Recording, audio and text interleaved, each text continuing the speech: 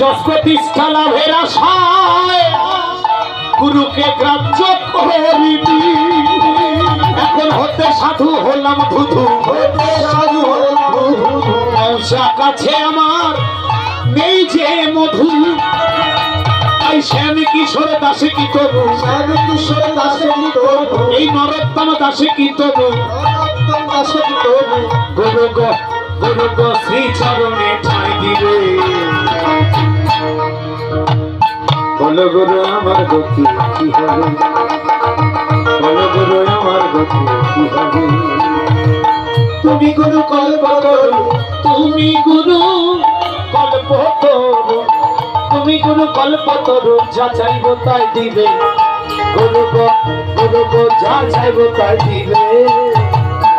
বলো গুরু আমার গতি কি হবে, বলু তুমি মেরা আমার গতি কি হবে, আমার গতি কি হবে, আমার গতি কি হবে, আমার গতি কি হবে। এই জন্য মায়েরা যৌবন কালে গুরুর কাছে যাবেন, যৌবন শেষ হয়ে গেলে গুরুর কাছে যাবেন না, ও আর লাভ নেই। কেন? ও মা, গুরু হচ্ছে পাড়ের কান্ডারি। কৃষ্ণ কৃপা জগৎময়, গুরু কৃপা কোনো কোনো ভাগ্যবান ভাগ্যবতী হয়। শাস্ত্রে বলছে কৃষ্ণ রুষ্ট হলে গুরু রাখিবারে পারে, কিন্তু গুরু রুষ্ট হলে কৃষ্ণ রাখিবারে নারী। এই জন্য গুরু বিনে গোবিন্দ ভজে সেই জীব নরকে যাবে। এই জন্য গুরুর কাছে আগে যান। যদি জীবনকে ধন্য করতে চান তাহলে গুরুর চরণে আত্মসমর্পণ করুন। গুরু আপনাকে ইহজনম পরজনম সুখী বানিয়ে দেবে। তাই তো আজকে মহাপ্রভু হরিনাম করতে করতে চলে গেলেন গৃহে ফিরে। আচ্ছা ঠিক আছে, হ্যালো কে এলো? এত বারবার না খুব সুন্দর ছিল, তোর আগের মতো করে দাও। মায়েরা আসতে, কিছুক্ষণ আগে বললাম জীবনের সব টাকা সংসারের সেবায় লাগাবেন না, কারণ সংসারকে ভালোবেসে লেগে চলে যাবেন, ওই টাকার হিসেব হবে না। জীবনের কিছু অংশ ভগবানের সেবায় লাগিয়ে যাবেন, না চাইতে দিবেন, এটা ভগবানের ট্যাক্স।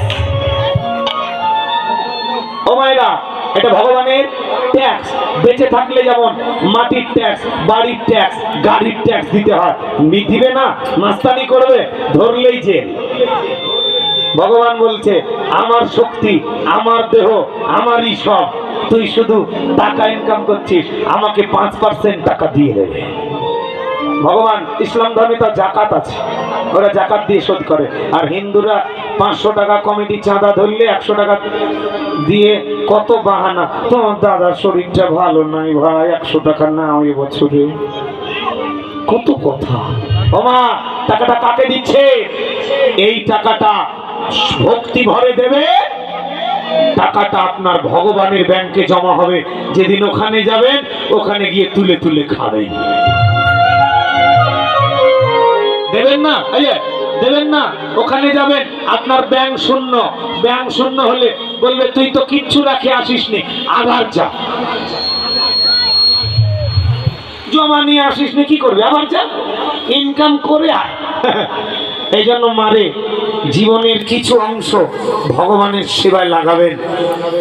11 ঘন্টা সময়কে দিবেন, সংসারকে দিবেন, 1 ঘন্টা ভগবানকে দিবেন। মন্দিরে বসে কাঁদবেন ভগবানের কাছে। পুরুষ, আপনি 11 ঘন্টা পরিশ্রম করবেন, 1 ঘন্টা জপমালাটা হাতে নিয়ে গৌর চরণে বসে কাঁদবেন, প্রভু তুমি সংসারে জন্ম দিয়েছো, তোমার সেবা করতে পারিনি, তাই এই 1 ঘন্টা তুমি তোমার আমার নয়নের জলটুকু গ্রহণ করো। 1 ঘন্টা জপ করবে। যতই কাজ থাকুক অফিসে, ফিরে আসবেন বাড়িতে, মুখ হাত ধুবেন, বিছানায় বসে, ঠাকুর ঘরে বসে 10 মিনিট হলেও কাঁদবেন, আপনার চোখের জলটা ভগবান গ্রহণ করবে। এই জন্য কমিটির পক্ষ থেকে ভিক্ষার জন্য যাচ্ছে, আপনারা সামর্থ্য অনুযায়ী ভক্তি থাকতে হবে, দান করবেন, কপটতা নয়।